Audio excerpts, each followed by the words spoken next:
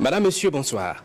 Merci de suivre cette émission spéciale consacrée au 65e anniversaire des Forces armées nationales, événement célébré sous le thème Forces armées nationales engagées avec le peuple dans la révolution progressiste populaire pour la défense souveraine du territoire. Cher public de la RTB, nous disposons d'une heure et demie pour découvrir, redécouvrir et comprendre davantage le rôle indispensable de cette composante de la nation. À cet effet, je reçois pour vous des invités, le colonel-major Soyo Palé. Il est conseiller spécial du ministre d'État, ministre de la Défense et des anciens combattants. Bonsoir, mon colonel. Bonsoir, monsieur Tamsa. Merci d'être avec nous. Merci. Alors, Gervais Marie Raoul Nadambenga est avec nous. Il est du contingent spécial 1980. Bonsoir à vous. Bonsoir, monsieur Tamsa. Et puis, nous poursuivons avec la liste des invités. Également avec nous sur ce plateau, le colonel Romaric Toué. Il est le directeur central du service de santé des armées. Bonsoir, mon colonel. Bonsoir à vous, monsieur Tamsa. Et nous achevons la présentation des invités par le secrétaire permanent du CONASUR, le Conseil national de secours d'urgence, Soumaïla Zorom. Bonsoir à vous. Bonsoir, monsieur Tamsa. Alors, de nos jours, beaucoup plus structurée, l'armée nationale burkinabé, à sa création le 3 août 1960, était constituée du 1er bataillon de Haute-Volta, mais le transfert de commandement entre les autorités militaires françaises et voltaïques intervient le 1er novembre 1961, d'où le choix du 1er novembre comme jour de célébration de l'anniversaire de cette composante de la nation. Une célébration qui se tient dans un contexte difficile qui fait sans doute l'une des particularités de ce 1er novembre 2025, n'est-ce pas, mon colonel? Oui, bon, merci, M. Tamsa. Avant tout propos, permettez-moi, M. Tamsa, de dire un repos éternel à toutes les victimes de cette barbarie terroriste et prompt rétablissement à tous les blessés.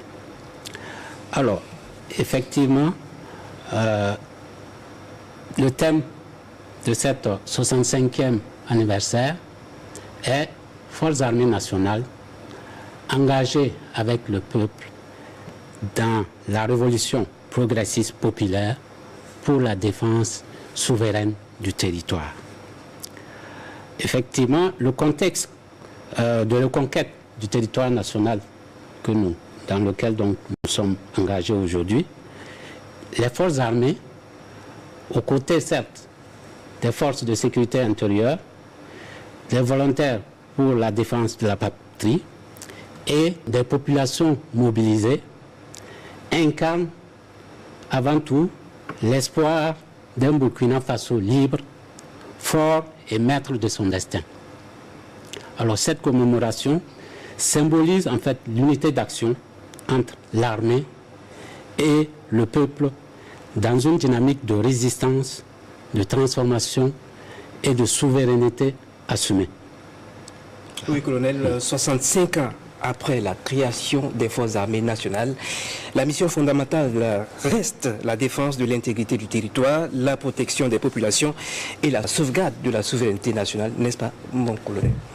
En effet, je voudrais d'abord, même à ce niveau-là, vous remercier et à travers vous, en fait, toute la hiérarchie de la RTB pour l'occasion que vous nous offrez à travers ce panel-là de, quelque part, promouvoir les actions des forces armées nationales dans le cadre donc, des opérations, certes, mais d'une manière générale, de nous faire connaître en tant qu'institution. Bien sûr, dans le cadre de la lutte, je n'oublie pas, en tout cas, le rôle combien estimable des forces de sécurité intérieure ainsi que des VDP et des populations.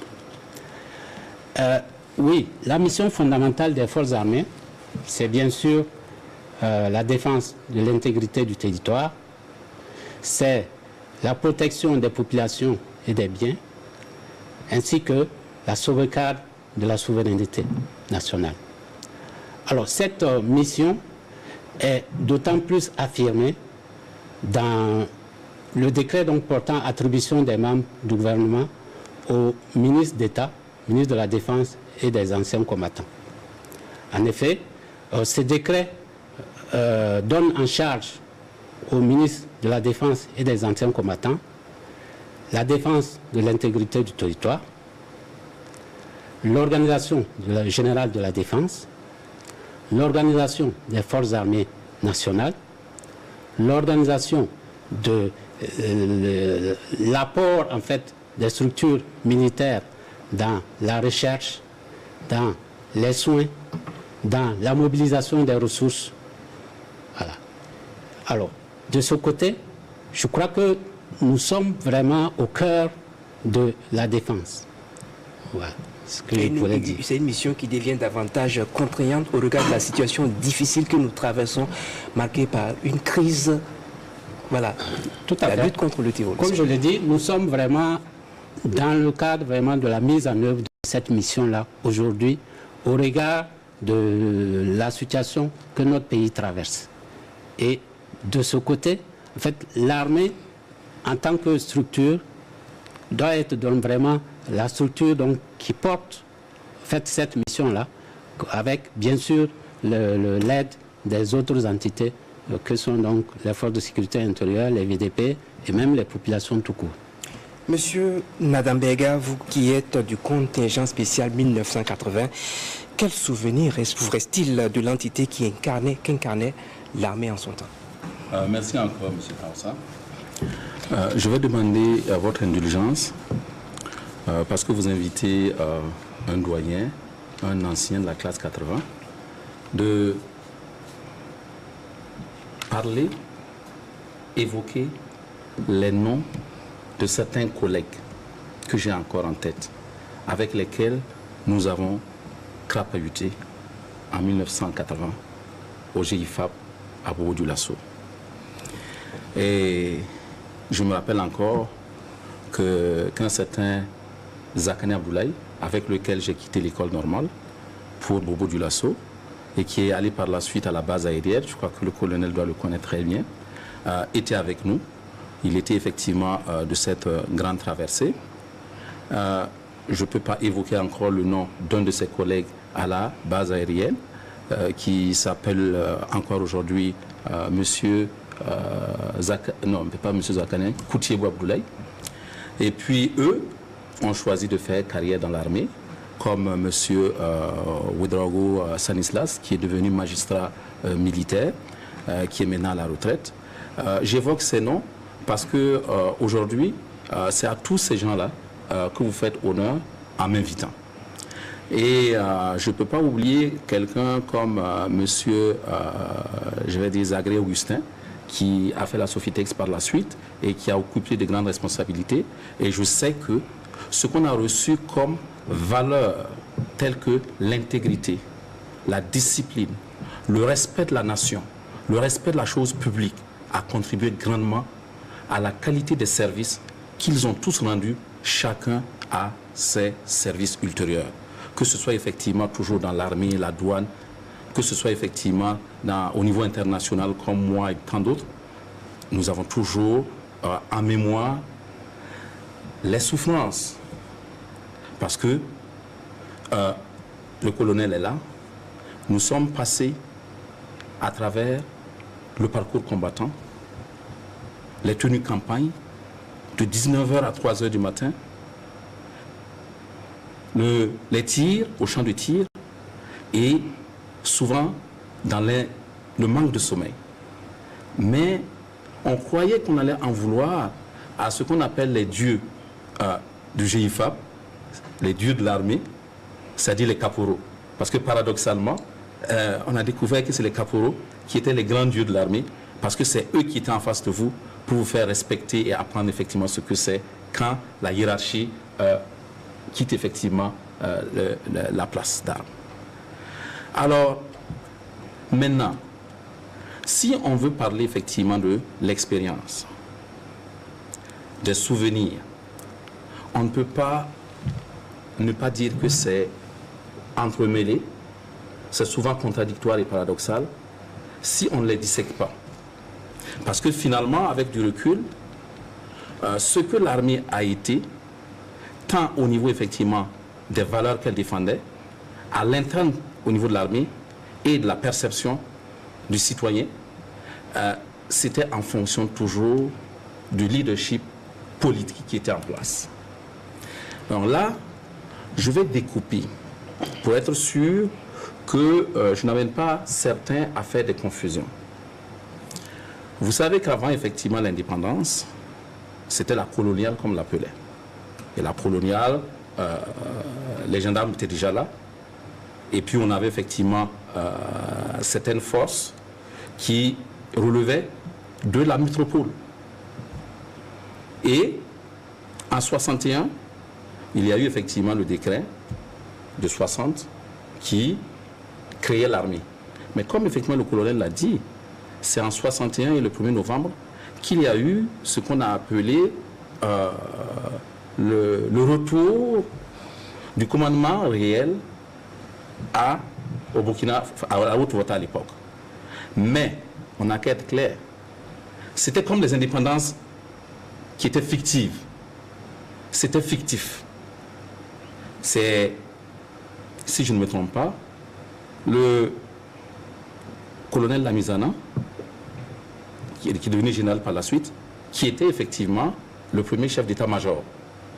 Et vous savez qu'il est arrivé avec l'esprit, la discipline, la défense des valeurs du soldat français. Si bien que il a toujours respecté les forces militaires civiles, le pouvoir politique civil qui était là. Mais ceci dit, c'était toujours de la dictée de la métropole.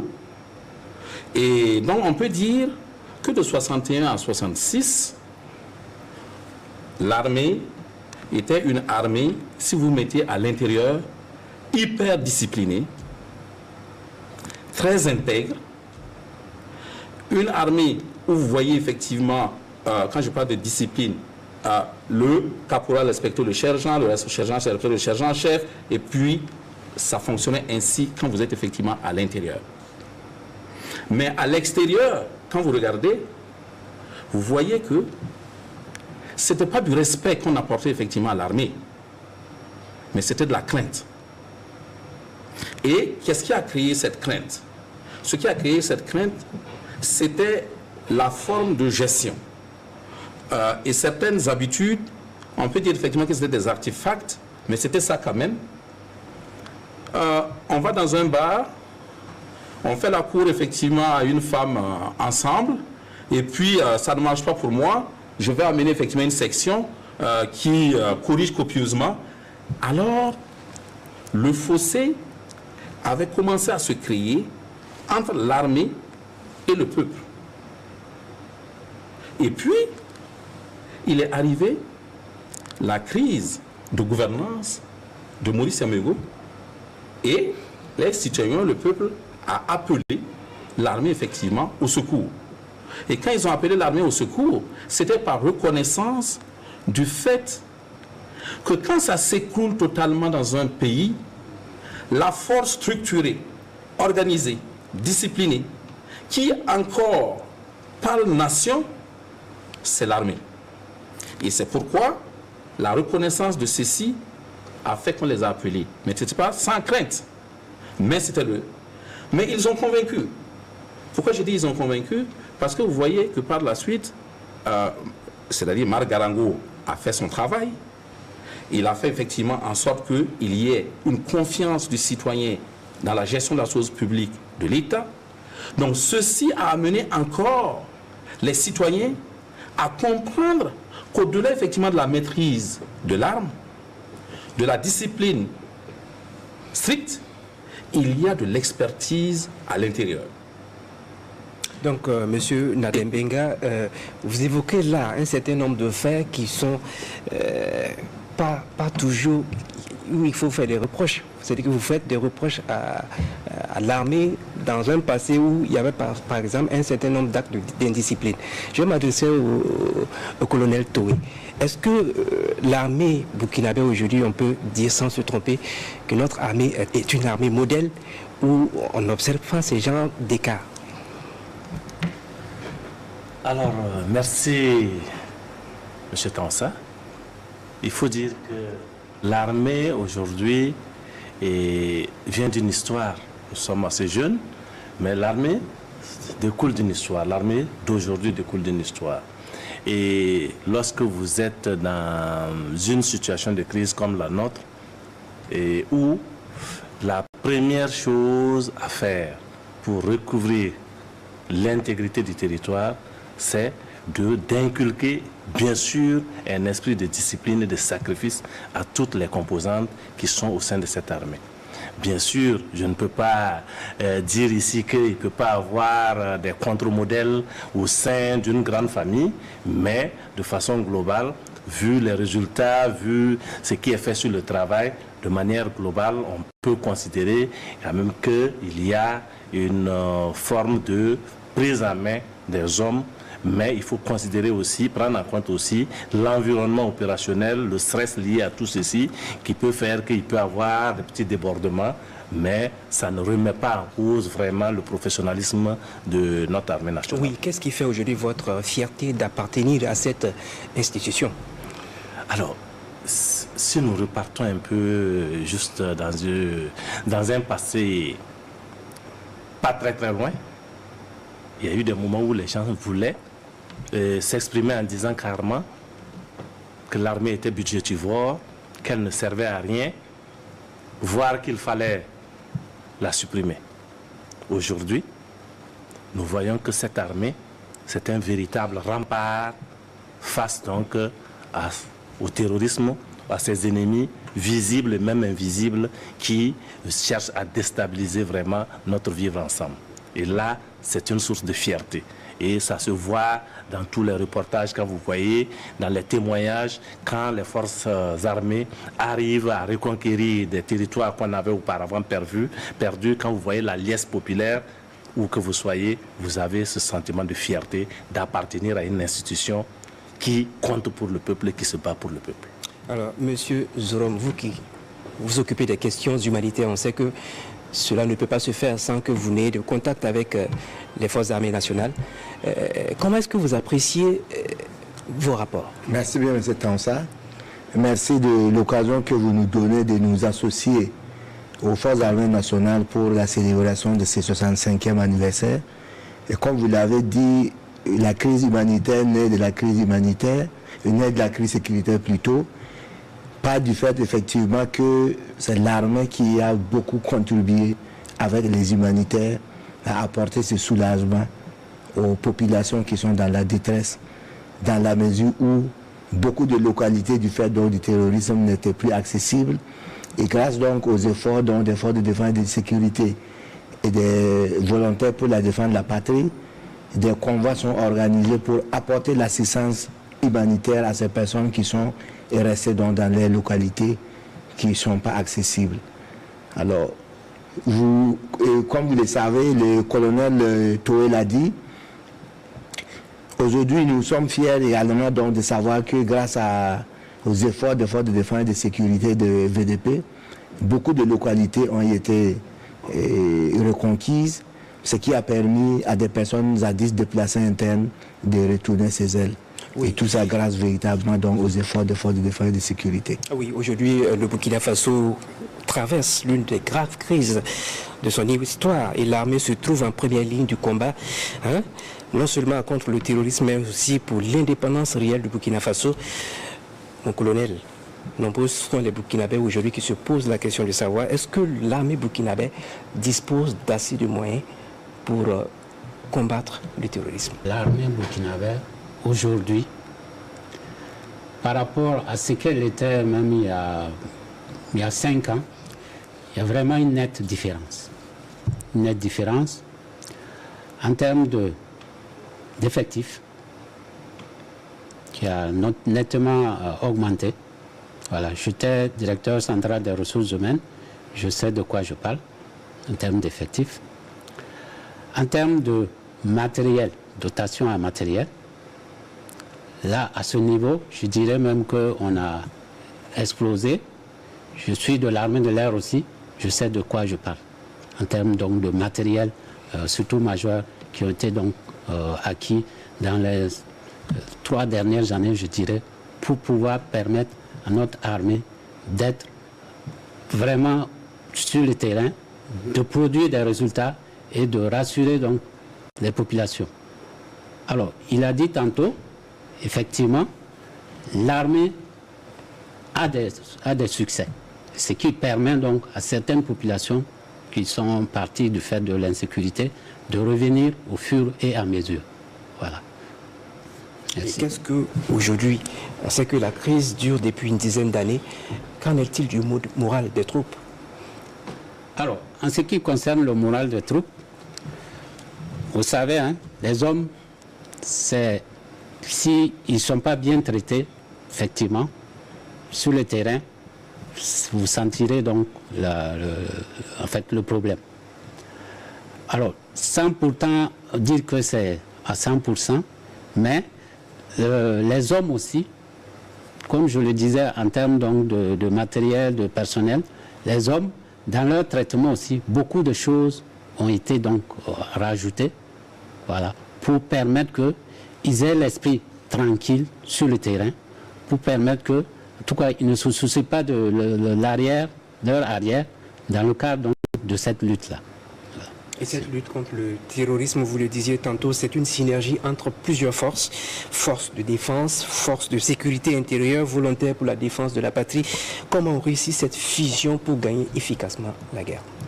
Alors, effectivement, les forces armées, à elles seules, ne peuvent pas gagner donc, cette guerre-là.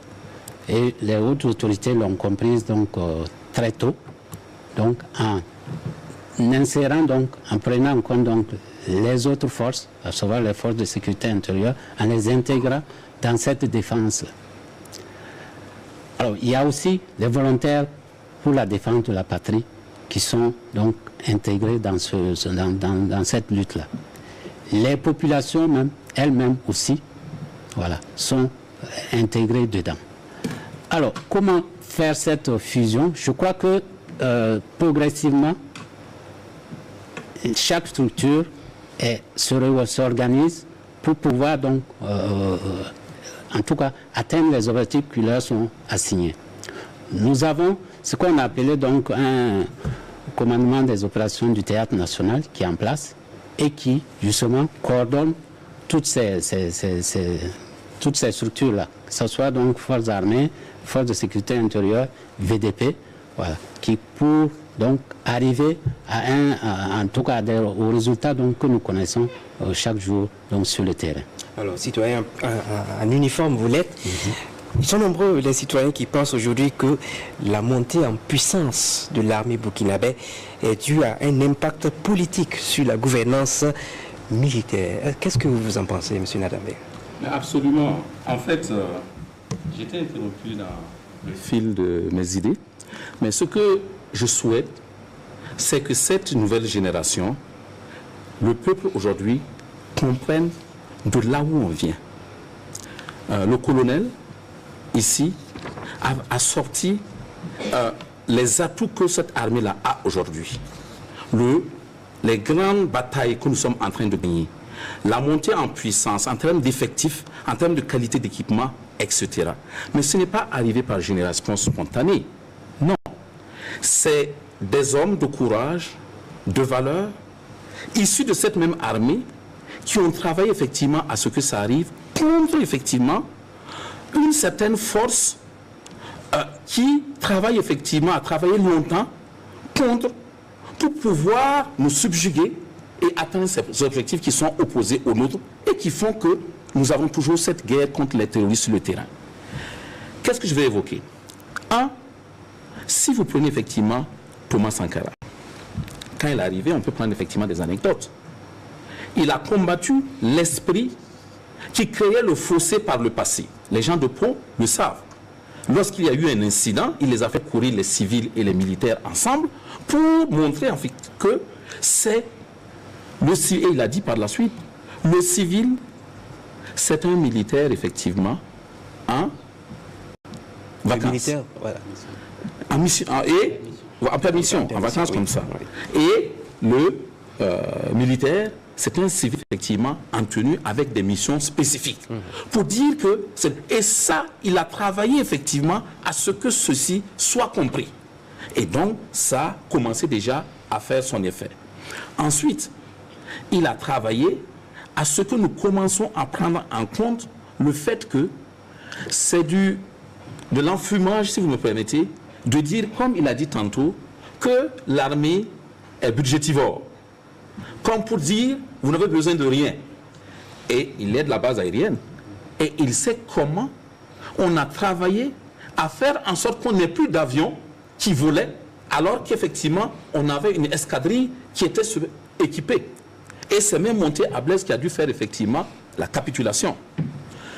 Par la suite, vous verrez qu'on a eu quelqu'un effectivement comme Damiba qui est arrivé et qui est reparti pour céder effectivement tout, juste pour protéger effectivement son fauteuil. Et il a fallu qu'il y ait, et c'est là que je voulais en venir, qu'il y ait la rupture des accords néocoloniaux signés depuis le 28 février 1961, seulement en 2023. Donc, quand on parle effectivement du retour du commandement, nous n'avons pas 65 ans, je regrette. Nous avons 3 ans. Parce que pendant les 62 ans, les décisions continuaient à être prises effectivement de l'autre côté, par le biais effectivement de ce qu'on a appelé l'accord d'assistance technique militaire. C'était juste un cordon de documents qui maintenait effectivement la relation de sujet à maître de notre armée qui était juste une annexe de l'armée française sur notre territoire. Et c'est à partir de cela que nous avons pu faire effectivement ce que nous faisons. Et puis, l'armée a travaillé parce que ce n'est pas simple d'accepter. Vous savez, il y a les syndicats et souvent ça fait du bruit. Pourquoi? Parce qu'il y a l'esprit de corps. Et ils ont travaillé pendant longtemps seuls en experts. Et maintenant, vous voyez qu'ils acceptent des civils, des auxiliaires, qu'ils forment eux-mêmes pour les accompagner, qu'on appelle VDP. Et ça contribue effectivement à faire des effets, des économies d'échelle. Et ça fait un grand impact au niveau. Et il a dit, en ressources humaines, ça devient effectivement. Et en renseignement, le fait que la population et le peuple se retrouvent, ça favorise beaucoup plus aujourd'hui que la langue se délie de part et d'autre. Vous avez vu des images, et c'est vous-même qui nous avez permis de voir ça, des populations qui sont en train effectivement d'exploiter leur potager, leurs champs, avec effectivement des soldats qui sont là en train de les accompagner. Est-ce que nous pouvions penser à ça depuis? Non. Donc, je pense qu'on peut dire qu'on est démocrate et que la démocratie c'est ci, c'est etc. Mais n'oublions pas une chose, le niveau de déconfiture de la démocratie auquel nous étions parvenus dans ce pays, s'il n'y avait pas effectivement eu un corps minimal structuré dans ce pays, qui avait encore une reconnaissance de ce qui est effectivement la nation, de ce que c'est que le bien public, nous ne serons pas là aujourd'hui. Et je vous rappelle qu'il y a certains qui avaient dit, il y a déjà plus de 3 ans, qu'à Ouayouya en décembre, les terroristes allaient fêter. Donc, tout en reconnaissant qu'il y a encore des batailles à gagner, que nous avons beaucoup d'efforts à faire en jugeant, en appréciant, en évaluant, si nous ne prenons pas en compte le facteur temps. Et on se dit que ça fait 65 ans qu'ils sont là, et c'est ce qu'on est en train d'avoir, on aura fait faux, parce qu'on n'aura pas évalué avec un indicateur SMART. Il faut se dire que c'est depuis effectivement que l'on a pu avoir la souveraineté effective de prendre les décisions d'organisation militaire. Vous pensez qu'avec les accords militaires, on pouvait dire qu'on organise des billets? Dans ce pays-là, vous savez même qu'il n'y a même pas longtemps, on nous demandait de déposer le plan de vol à Barkhane avant de pouvoir bouger dans notre propre pays. Mais ça, c'est très grave. Où on pouvait aller avec ça? Donc, pour me résumer, je voulais dire, on vient de loin. On est arrivé là. De grâce, quand on apprécie les efforts, effectivement, de notre armée et de nos VDP, on n'a qu'à se dire qu'il n'y a que 3 ans. Que ce qu'il y a à faire est urgent, c'est important. Il y a des gens qui tombent. mais on n'a qu'à être juste. C'est tout ce que je voulais dire. Oui, la guerre actuelle, ce sont de nombreuses victoires, mais par moments des pertes. Je m'adresse à vous, colonel Toué. Parfois, lorsqu'on enregistre des blessés, comment est-ce qu'on s'y prend? La question des blessés, et en tant que militaire, en tant que structure responsable de la santé des militaires, et nous nous préparons d'abord. Avant la mission, on se prépare. On se prépare en termes de ressources humaines, en termes de formation, par des recrutements internes, par des mises à niveau, formation et des hommes en termes de secourisme, formation également du personnel de santé en sauvetage au combat et tout ce qui concerne la chaîne de prise en charge des blessés, tout est préparé normalement et à chaque niveau avant le déploiement des différentes entités. Alors, une fois qu'il y a un incident, il y a un accrochage et qu'il y a des blessés, il y a une machine vraiment de compte rendu successif d'évaluation qui est mise en place. Et ça va quoi? Prise en charge immédiate sur le théâtre des opérations des blessés afin de leur porter les premiers secours, stabiliser et mettre en condition opérationnelle les blessés qui doivent être ramenés vers l'arrière. Donc il y a un système d'évacuation sanitaire qui se met en place, soit par voie terrestre, soit par voie aérienne, en fonction de l'état des blessures. Alors, et ces blessés sont évacués généralement, soit vers les centres médico-militaires, soit vers les hôpitaux militaires. Alors, c'est pour moi également l'occasion de louer le travail remarquable de toute la chaîne santé qui fait que à chaque fois qu'il y a des blessés, les gens sont mobilisés. Je prends l'exemple par exemple de l'hôpital militaire capitaine Alassane Koulibaly ici, qui est notre dernier niveau de référence, où le personnel est en alerte permanente. Dans un délai moyen d'1 heure de temps, après l'alerte d'une évacuation sanitaire, le personnel est déjà sur place pour pouvoir prendre en charge les blessés. Les acteurs terrain, c'est la même chose. Ils sont au four et au moulin.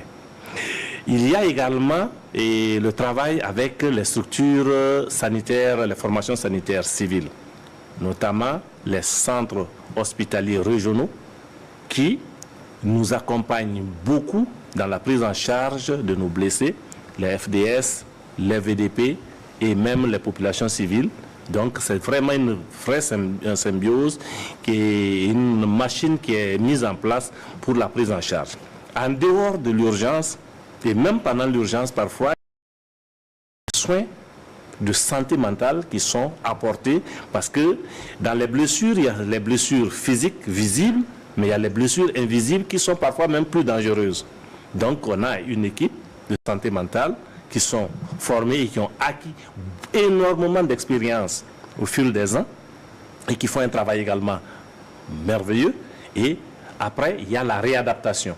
La réadaptation, pour faire simple, c'est la rééducation, ce que les gens appellent kinésithérapie. Ensuite, il y a tout ce qu'on appelle la préparation au retour, qui est la réadaptation et qui peut aller jusqu'à l'appareillage, par exemple prothétique, pour ceux qui sont amputés ou qui ont d'autres problèmes.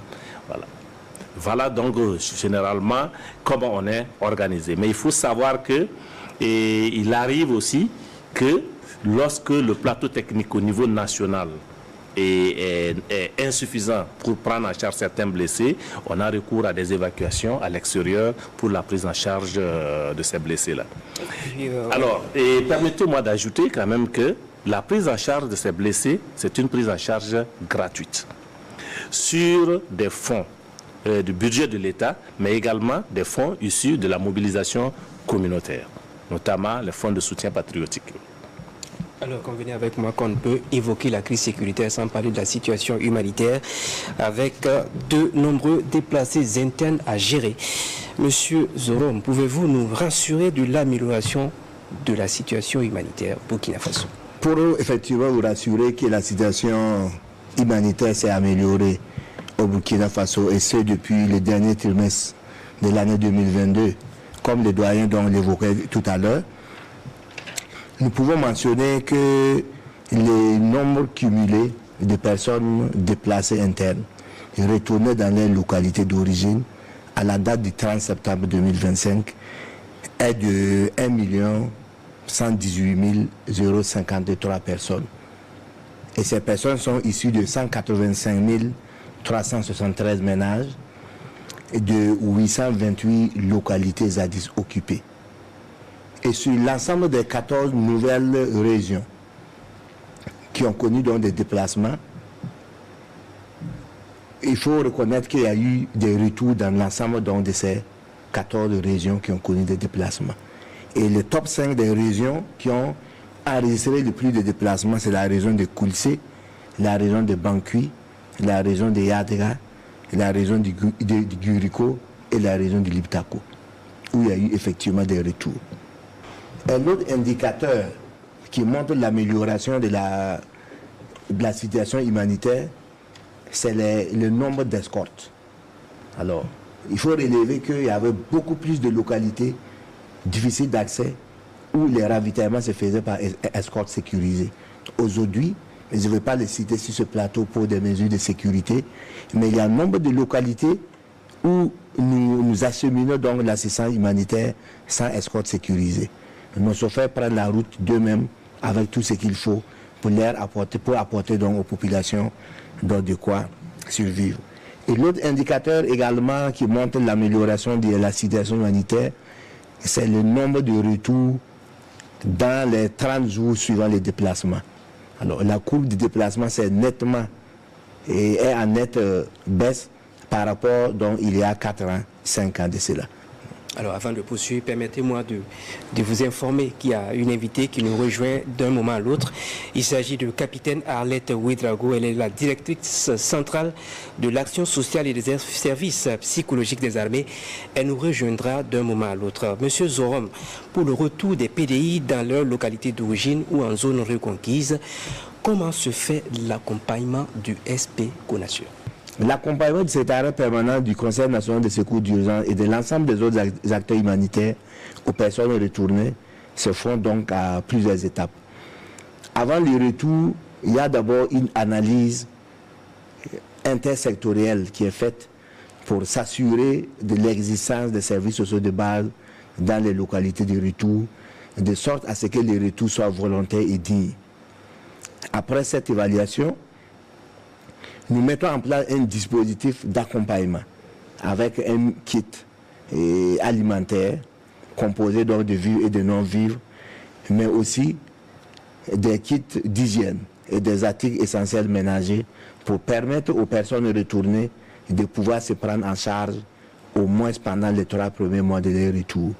Il y a ensuite la relance économique à travers donc l'octroi d'un certain nombre d'appuis pour la production agricole ou la production donc maraîchère ou carrément donc l'élevage, pour noter que la plupart des populations retournées donc sont rurales.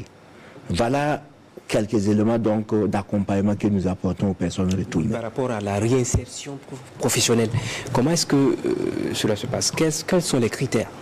Alors, pour la réinsertion professionnelle, nous avons fait et nous le faisons de façon systématique, ce que nous appelons une évaluation multisectorielle dans les localités de retour. Cette évaluation permet de mettre en exergue les besoins immédiats des personnes retournées, mais aussi les besoins en termes de relèvement. Et le relèvement, donc, s'entend la mise en place des services sociaux de base, comme l'éducation, la santé, l'eau potable, afin de les permettre donc de pouvoir donc avoir une vie digne, mais aussi la relance économique, comme l'octroi d'activités génératives de revenus, mais aussi la reconstruction du cheptel pour ceux qui l'ont perdu et l'appui à la reconstruction des logements détruits.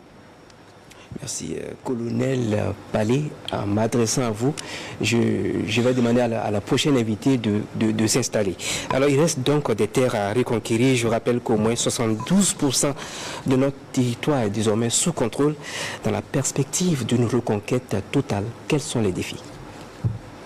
Alors, les défis sont multiples.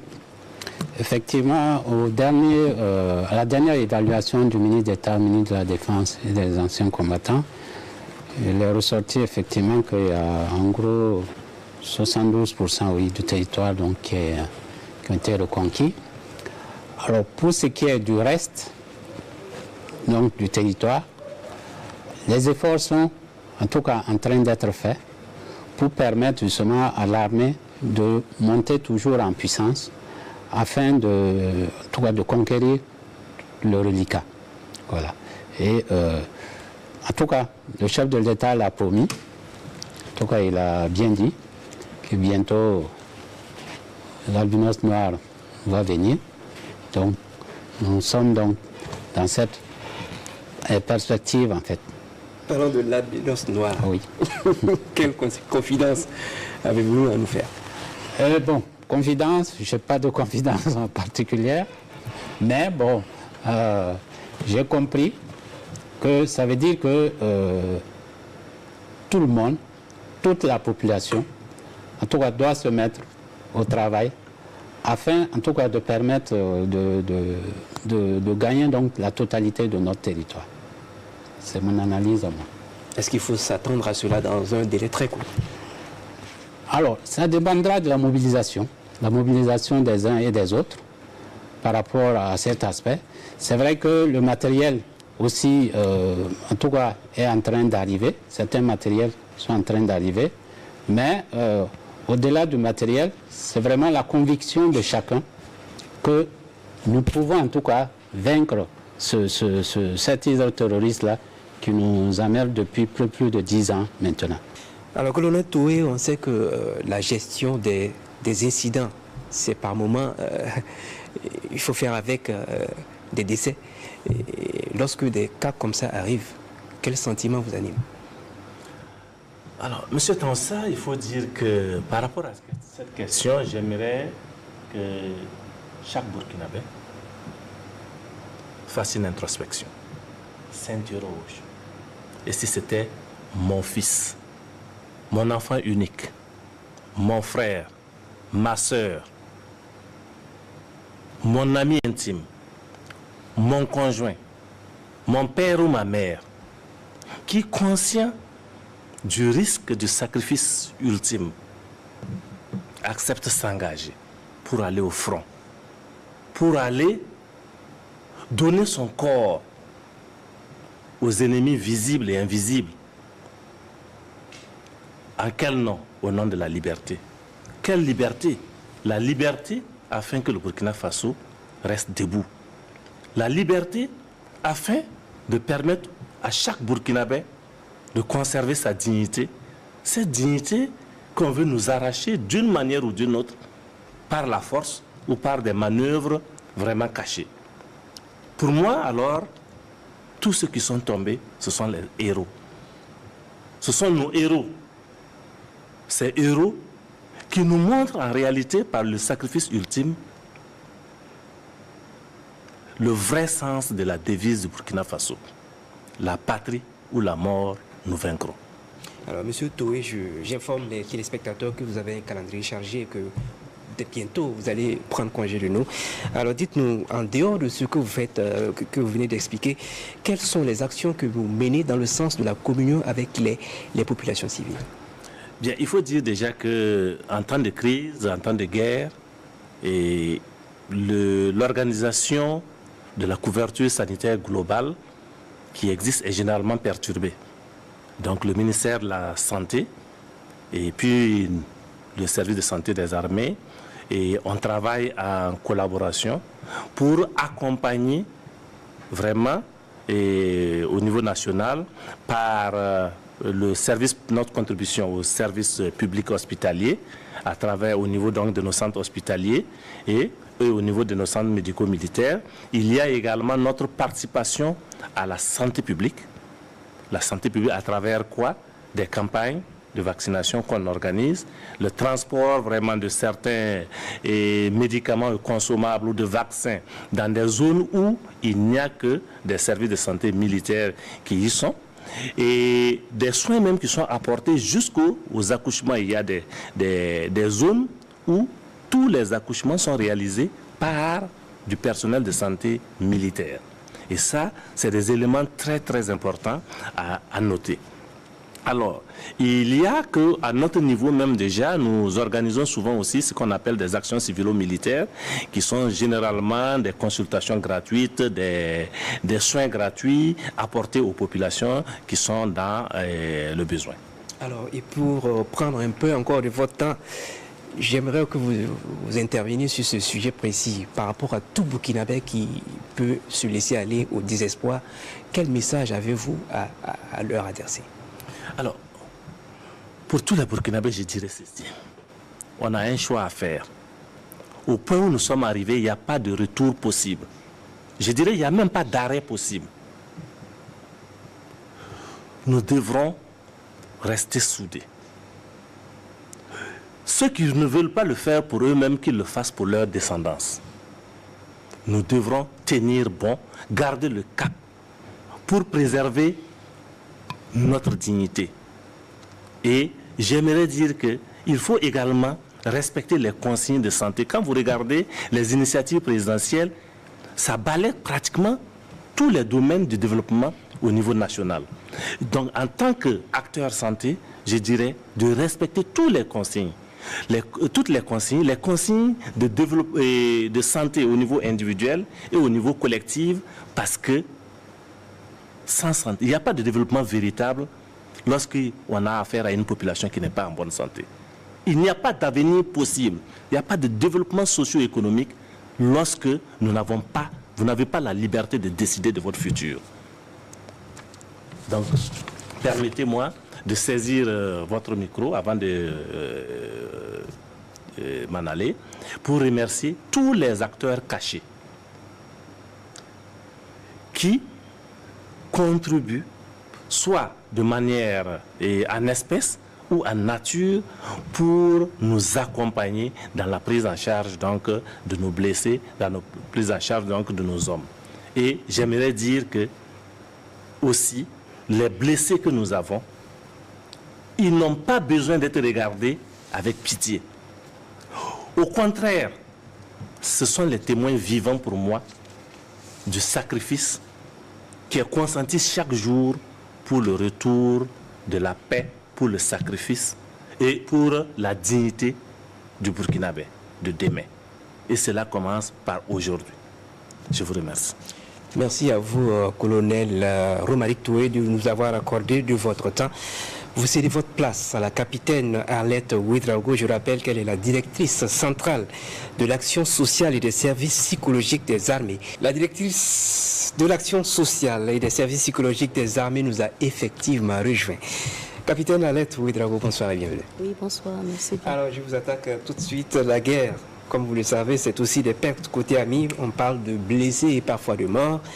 Quel sentiment avez-vous vis-à-vis de tous ceux qui se sont battus pour que la nation reste debout? Merci bien pour la question. Effectivement, la guerre, c'est malheureusement le sacrifice suprême également. Et derrière chaque victoire, derrière chaque avancée, il y a des hommes et des femmes qui payent pour que la patrie reste debout. Et à tous ces hommes, c'est un sentiment de profond respect, de reconnaissance éternelle et de fierté. Et notre devoir pour les blessés, c'est de les soutenir, les accompagner dans leur reconstruction sociale et professionnelle et morale. Et par rapport à ces blessés-là, comment est-ce que vous organisez cette prise en charge psychologique? Il faut dire que la prise en charge psychologique des blessés se fait, la prise en charge globale, je dirais, se fait sur plusieurs axes. Il y a l'axe humain, il y a l'axe psychologique, il y a plusieurs activités qui sont menées. Nous accompagnons le blessé de l'hôpital jusqu'à chez lui. C'est-à-dire de l'hospitalisation, nous avons nos équipes qui mènent des activités, des visites à l'hôpital. Nous avons des activités qui concernent le blessé à la maison. Nous avons des activités qui rentrent dans le cadre de la reconstruction thérapeutique, notamment des formations pour la reconversion professionnelle. Et aussi, Nous sommes un cadre d'écoute pour le blessé, pour lui permettre de s'exprimer, pour lui permettre d'évacuer et pour recueillir les besoins à mesure de l'accompagner convenablement. Et qu'en est-il du soutien aux familles qui ont par exemple perdu des proches? L'accompagnement des familles endeuillées est au cœur de nos actions, il faut dire. Parce que c'est des familles qui ont payé un lourd tribut. Et notre devoir, c'est de les soutenir. Et les actions que nous menons, c'est notamment les rencontres que nous menons avec ces familles pour les accompagner dans le suivi administratif, notamment dans la constitution des dossiers d'indemnisation, des rencontres de soutien moral et des rencontres de soutien psychologique pour les familles qui expriment le besoin. Nous sommes un cadre d'écoute. Nous offrons également des accompagnements matériels et non matériels à ces familles-là. Nous accompagnons les orphelins avec des kits scolaires, des bourses scolaires. Et tout cela se fait avec l'accompagnement de partenaires, notamment l'Agence de soutien aux veuves, orphelins et victimes de guerre, et des partenaires civils, des organisations civiles, des bénévoles qui se donnent pour la cause des familles de militaires endeuillés. Et dans le cadre des actions que vous menez, vous rencontrez sans doute des difficultés? Les difficultés ne manquent pas, mais nous avons toujours le soutien déjà de la hiérarchie. Et nous pouvons dire que la population civile a pris à bras le corps la question de la famille militaire. Et dans ce cadre, nous avons beaucoup de soutien de la population civile. Et c'est vrai que les difficultés existent, notamment en ressources humaines pour le service social, en ressources financières, mais grâce à l'apport de la population civile, grâce au soutien de la hiérarchie, beaucoup de choses sont déjà faites. En dehors de cela, est-ce qu'il y a des démarches à votre niveau dans le sens du renforcement de la cohésion entre les civils et les militaires? Il faut dire que toutes les actions que nous menons dans le cadre du service social rentrent dans le cadre de la cohésion civile-militaire. Parce que notre population cible, c'est les militaires et leurs familles qui sont des civils. Nous rencontrons beaucoup la population civile et toutes les actions, notamment les accompagnements des familles de militaires, se font grâce aux dons matériels et non matériels des civils. Donc toutes les actions du service social entrent en lien de la cohésion armée-nation. Et tout cela montre combien l'armée reste un organe essentiel de la vie de la nation. Monsieur Nademenga, d'où sans doute cette fierté des populations vis-à-vis de nos forces combattantes? C'est pas que nos populations sont des saint Thomas, mais cette guerre contre le terrorisme, cette guerre pour la récupération intégrale de nos territoires, de la partie du territoire qu'on a perdu, a donné l'opportunité au peuple de voir les sacrifices énormes, jusqu'au sacrifice suprême, souvent, jusqu'à des membres supérieurs, inférieurs, souvent, des handicaps à vie, pour que les gens puissent dormir ici, pour que les gens puissent, c'est même pas souvent explicable, continuer de fêter jusqu'à minuit. Parce que vous savez, jetez un regard rétrospectif de l'histoire récente de notre armée. Si vous considérez 1974, le conflit territorial qu'il y a eu entre le Mali et le Burkina Faso, il y a eu des escarmouches à la frontière, quelques coups de feu, personne n'a été blessé. C'est-à-dire que c'est simplement à la radio et par les journaux que les gens ont appris. Par la suite, il y a eu 85. 85, c'est beaucoup plus les gens de Wayugia, comme on discutait tantôt, qui ont pu entendre effectivement des MiG soviétiques survoler effectivement, et chacun a fui, il allait dans son village. Après, c'est des histoires qu'on se raconte. Et après ça, qu'est-ce qui s'est passé? il s'est passé qu'il y a eu la participation de notre armée à la guerre civile, à pacifier la guerre civile en Sierra Leone et au Libéria.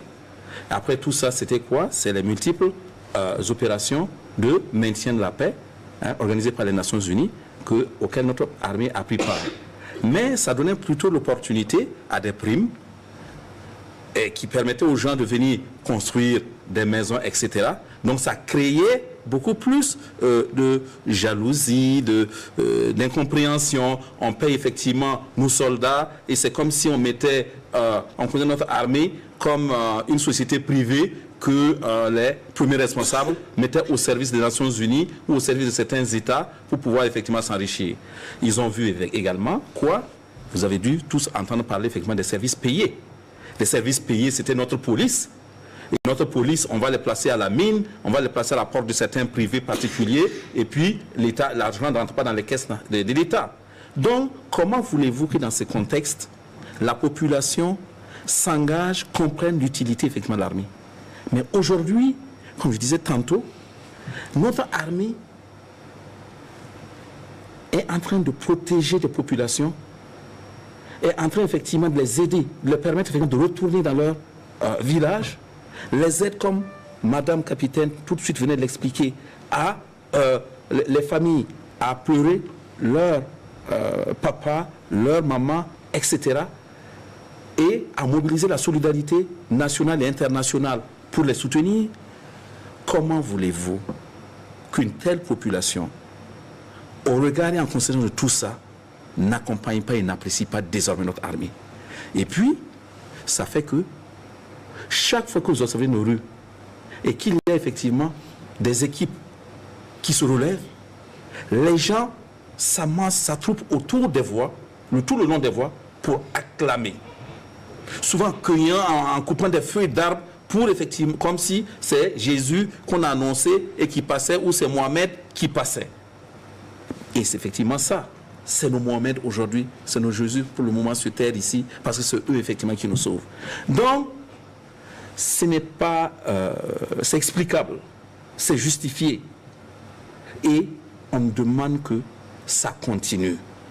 Parce que ils ont besoin également de cela, de savoir, parce que j'écoute souvent une belle émission qui est en train de passer à la télévision souvent, où des soldats individuellement passent et font des témoignages de leur engagement. Et vous entendez toujours, nous voyons la réaction du peuple, nous voyons la réaction des populations quand nous venons, nous sentons effectivement qu'elles sont avec nous, elles expriment effectivement leur reconnaissance, et ça fait que nous sommes prêts à aller plus loin. Donc, vous posez la question de savoir si comment on apprécie ça. On salue la réaction de la population, parce que ce n'est encore rien par rapport au sacrifice que cette armée est en train de faire aujourd'hui. Alors, à noter que notre armée ne se bat pas seule, on a le soutien des armées du Mali et du Niger, colonel Balé. Oui, effectivement, on a la création donc de l'Alliance des États du Sahel. Et donc, dans ce cadre, effectivement, il est prévu la mise en place, je dirais, d'un bataillon donc, dans chaque pays, voilà, pour constituer ce qu'on a appelé donc, la force unifiée donc, de l'AES. Alors, à ce niveau, je crois que les choses sont bien avancées, parce que le commandant de force a été nommé, tout ça. Donc, au niveau national aussi, pour ce qui concerne le bataillon que nous devons mettre en place, je crois que les équipements sont en cours. Voilà. Sinon, effectivement, c'est une bataille, enfin, en tout cas, une lutte dans laquelle, tout seul, nous ne pourrons pas vaincre. Et je suis vraiment ravi de ce concours-là avec les deux autres pays, là, le Mali et le Niger, pour permettre qu'on puisse, ensemble, en tout cas, vaincre, pour éviter que, en tout cas, les terroristes ne puissent se multiplier partout. Le colonel Balé, il y a la guerre sur le terrain, il y a également la guerre sur un certain nombre de plateformes, notamment digitales, où on voit parfois des informations qui ne sont pas fondées. Comment est-ce que l'armée burkinabé arrive à gérer ces situations? Alors, c'est vrai, l'information, la bonne surtout, est essentiel pour la réussite de nos opérations. Là, il ne faut pas qu'on se mente. Alors, la manipulation donc, de ces informations a forcément donc, un impact, en tout cas a des conséquences, même je dirais graves, aussi bien donc, sur le moral des hommes engagés que sur donc, les populations, toute une population d'une zone donnée. Voilà. Effectivement, la propagande donc, ennemie, si j'ajoute à ça, effectivement, les publications, certaines publications mensongères, tout ça, donc ça impacte beaucoup notre population, ça impacte beaucoup nos hommes surtout qui sont engagés. Alors, des actions diverses, en tout cas, sont prises dans ce sens-là, en direction donc de toutes les sources potentielles de désinformation, en fait, afin de leur donner la bonne information ou, en tout cas, en amont, éviter qu'ils, en tout cas, donnent de mauvaises informations. Vous avez suivi tantôt, je crois que c'est un des messages, en tout cas, du président du FASO, lorsqu'il interdisait donc l'utilisation même des portables Android sur le terrain des opérations. Voilà. C'est très très dangereux, les portables Android sur le terrain, parce que c'est des sources vraiment qui peuvent amener toute une famille ou en tout cas toute une région donc, dans des soucis majeurs. Alors c'est le cas en termes d'action aussi, c'est le cas, j'ai eu l'occasion en tout cas en tant que conseiller technique de présider un séminaire donc, des journalistes et autres communicants à Manga, organisé par la Brigade nationale, Brigade des volontaires donc, pour la défense de la patrie, et qui était consacré à comment, en tout cas, faire en sorte que les actions des VDP soient mieux relayées, en tout cas, aux populations. Voilà. En tout cas, c'était un cadre d'échange de bonnes pratiques pour éviter que, en tout cas, certaines actions ne soient mal comprises et donc mal relayées. Voilà. Il y a aussi donc le cas des missions sur le terrain. Voilà. Je crois que c'était le mois dernier. Il y a eu bien sûr une émission qui est passée sur la télé où justement les journalistes vont sur le terrain et en tout cas rapportent des informations donc, venant donc, du terrain. Et je crois même vous-même, Monsieur Tamsa, oui, à travers votre, en tout cas la communication que vous faites des opérations, ça permet aux citoyens lambda, en tout cas, de voir quel est le travail de ces forces-là sur le terrain. Voilà. Et c'est ainsi qu'on parviendra sans doute, en tout cas, à renverser la vapeur. Alors, en vous écoutant, on comprend alors que tout ce qui se passe autour de nous a amené l'armée à revoir même sa stratégie de communication. Oui, c'est vrai qu'en termes de communication, le ministère de la Défense et des anciens combattants est conscient qu'il faut faire quelque chose. Alors, il y a un document qui est en cours, voilà, relativement à la stratégie de communication militaire, dont l'objectif, en tout cas, l'objectif majeur, je dirais principal, est de faire en sorte que nous rompions avec notre fameux sobriquet qui nous est donné depuis là, à savoir la Grande Muette. Voilà. Nous rompions avec ça, mais sans pour autant compromettre nos opérations sur le terrain. Voilà. Alors cette stratégie, si elle venait à voir à jour, en tout cas, est surtout axée sur des actions comme donc la sensibilisation de nos militaires, la sensibilisation et l'information juste aux populations, et puis vraiment travailler pour une rupture totale avec le sobriquet de Grande Muette, sans pour autant, je dis bien, compromettre le déroulement de nos actions sur le terrain. Parce qu'il y a des actions sur lesquelles on ne peut pas communiquer, sinon, bien sûr, l'impact ne sera plus ça. Oui, chers téléspectateurs, chers invités, nous tirons vers la fin de cette émission en vue de réussir la guerre et de réussir également la cohésion nationale, quel message chacun de vous a adressé aux Burkinabés qui nous suivent? Je commence par vous, colonel Palais. Alors, merci, M. Tansa. Alors, c'est vrai que l'armée, aujourd'hui, a 65 ans. 65 ans, ça voudrait dire vraiment une maturité, voilà, certaines donc des forces de défense, voilà. Mais, je voudrais dire que notre armée vient vraiment de loin aujourd'hui. Notre armée vient de loin. Et le cadre, enfin le contexte qui nous, en tout cas, oppose aujourd'hui, fait que l'assistance, en tout cas le concours de toutes les composantes, voilà, qu'elles soient militaires, civiles, en tout cas, est nécessaire pour venir à bout des terroristes. Et c'est vraiment essentiel que nous puissions nous donner main dans la main pour que derrière, en tout cas, et nous pousser pour arriver à la fin donc, du terrorisme.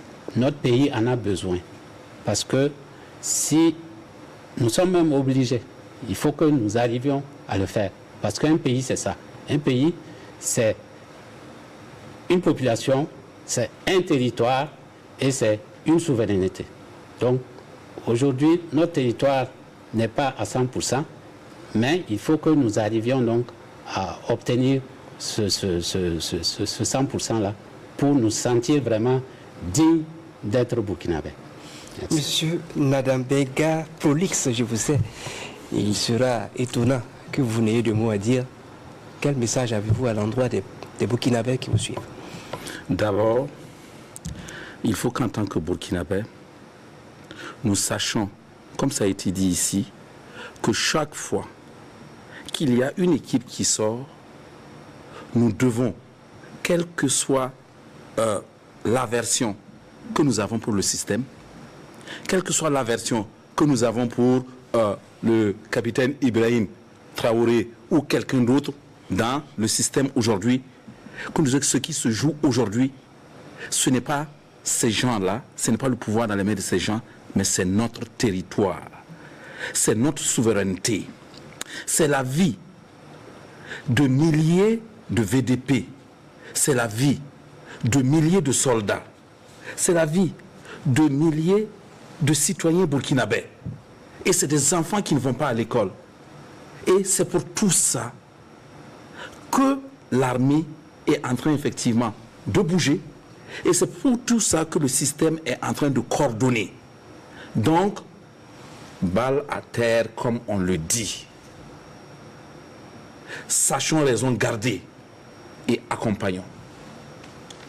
Deuxièmement, il m'a tout l'air que chaque fois qu'on avance dans la reconquête du territoire et que on n'entend plus parler d'attaques de certaine gravité, on perd de vue que nous sommes toujours en guerre. Il faut que nous sachions que tant que aucun centimètre carré de notre terre ne sera dans les mains effectivement des terroristes, nous sommes toujours en guerre. Et que nous devons rester mobilisés comme dès le premier jour. Parce qu'en fait, ce que l'ennemi veut, c'est comme somnol. C'est qu'on monte de la fatigue et elle va profiter de là pour nous donner effectivement un coup qui peut nous faire perdre en une journée tous les acquis effectivement de ces 3 dernières années. Donc, soutenons, arrêtons les grandes manifestations festives.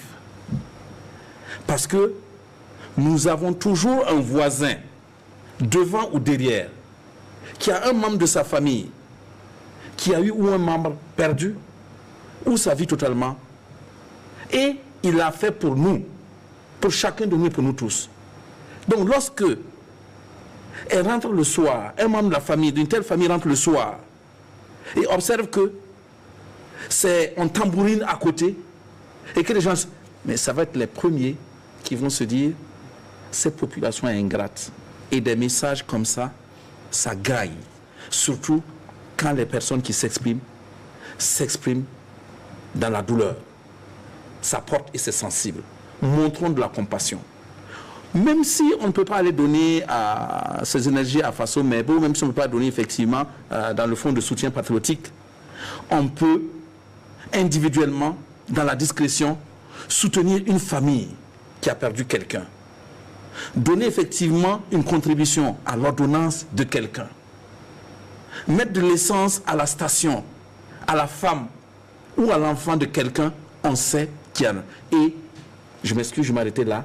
Ça semble petit, mais ça va être un apport immense au combat que cette armée est en train de mener pour nous tous. Alors, comme capitaine Ouédraogo, vous abattez un gros travail, vous menez des efforts inestimables. Comment est-ce que vous amenez les citoyens qui vous suivent à comprendre cela? Le militaire est membre de la société. Le militaire il vit les mêmes réalités que la société. Donc, le message que j'ai, c'est un message d'union, un message de solidarité.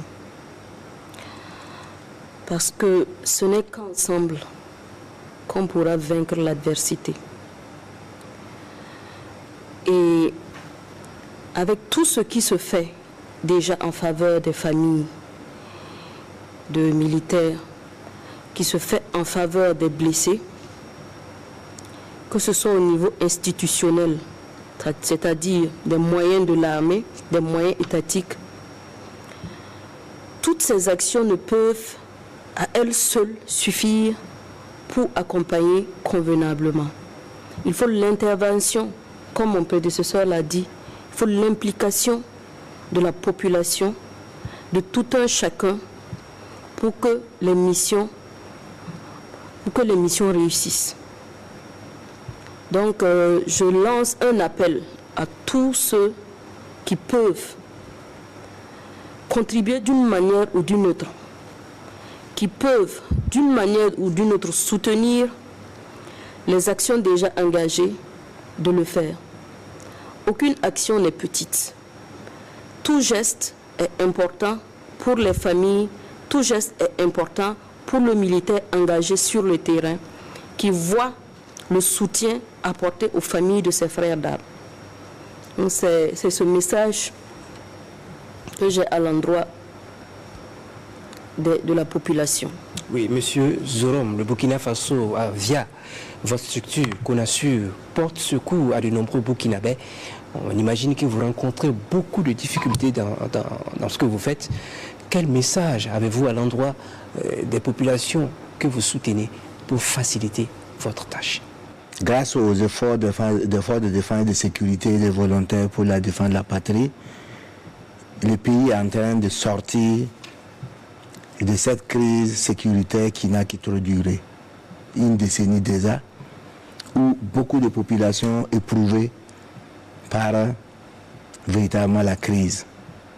Et nous avons, grâce donc à l'appui et la bonne collaboration que nous avons eue avec les forces de défense et de sécurité, secouru effectivement des millions de personnes qui sont dans des difficultés. Et comme vous le savez, lorsque les personnes se déplacent, les premières ressources dont elles ont besoin, c'est les ressources des communautés. Il y a également des communautés, les leaders d'opinion, les leaders religieux qui ont apporté donc des ressources à ces personnes-là en termes de solidarité. C'est d'interpeller encore tout le monde à refaire revivre donc ces mécanismes de solidarité communautaire qui permettent aux populations en difficulté de pouvoir se prendre en charge, mais aussi de faire en sorte que le vivre ensemble, la cohésion sociale puisse perdurer dans notre pays, parce que la crise a été aussi l'occasion où des communautés se sont rentrées dedans, comme on le dit, où des communautés ont été stigmatisées et dont nous avons besoin véritablement de l'ensemble de tous les fils et toutes les filles de ce pays pour mettre fin à cette guerre et reprendre donc une vie normale. Merci à vous et c'est sur ces notes que prend fin cette émission dans le cadre de la célébration du 65e anniversaire des Forces armées nationales. Je rappelle que nous recevions 5 invités sur ce plateau. Le colonel-major Soyo Palais, conseiller technique représentant le ministre d'État, ministre de la Défense et des anciens combattants. Le colonel Romaric Toué qui s'est retiré, il est le directeur central du service de santé des armées. Le capitaine Arlette Ouedraogo qui nous a rejoint en cours d'émission. Elle est la directrice centrale de l'action sociale et des services psychologiques des armées, la seule femme à nos côtés. Et puis Gervais Marie Raoul Nadambenga du contingent spécial 1980. Et pour terminer, Soumaïla Zorom, le secrétaire permanent du CONASUR, le Conseil national de secours d'urgence. Des invités pour qui les forces armées nationales sont les acteurs clés de la défense souveraine du territoire et du peuple burkinabé. Ils invitent les populations à soutenir et rester mobilisées aux côtés des forces combattantes pour la victoire certaine sur l'ennemi. Merci d'avoir répondu à notre invitation, chers invités. À vous, téléspectateurs de la RTB, merci de nous avoir suivis. Excellente soirée en compagnie de nos programmes. Courage à tous les combattants. Victoire au peuple burkinabé.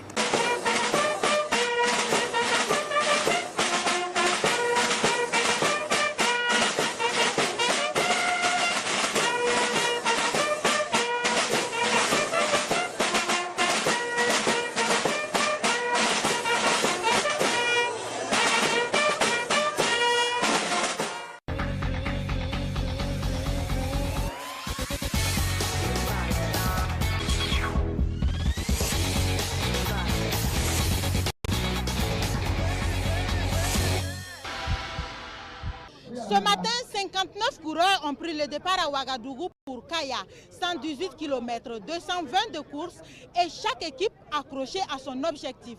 On lit les petits caractères de l'étape 9 après ceci.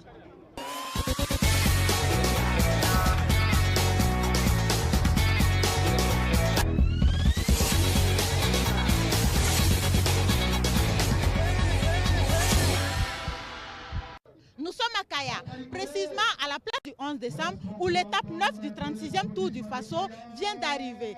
118 km, 220 entre Ouagadougou et la capitale des QLC. Une étape bouclée en 2h35 minutes et 36 secondes à une vitesse moyenne de 45,586 km/h. Victoire du Marocain Achraf El Dogmi.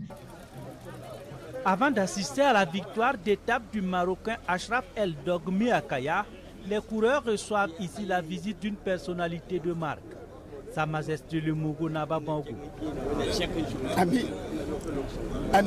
Le locataire de Panguin est là au stade municipal pour encourager les cyclistes et leur donner ses bénédictions pour les 2 étapes restantes.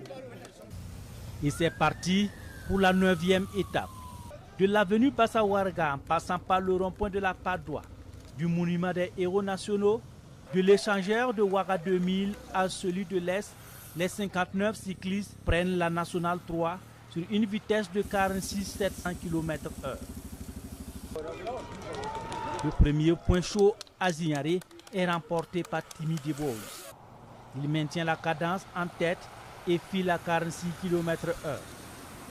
Il va de nouveau prendre le deuxième point chaud à Korsimoro avant que la jonction ne soit faite. Puis Achraf El Dogmi du Maroc et Steve Auriol du Cameroun s'échappent et creusent un écart de 35 secondes à l'entrée de Kaya. Achraf El Dogmi et son compagnon Steve Auriol franchissent la ligne des 118 km 220 en 2h35 minutes 36 secondes, vitesse moyenne 45,586 km/h. Tout comme Paul Daumont, porteur du maillot vert et jaune, à 35 secondes d'El Alaoui Driss, sauf cataclysme, Timmy Deboz, le maillot rouge des points chauds, est aussi convaincu de repartir en Belgique avec la tunique après la boucle de la boucle ce dimanche 2 novembre sur l'avenue Thomas Sankara. L'opération Bloc Cadena plus qu'en marche. Impossible pour Driss El Alouani et Yaxano Schmidt de sortir la tête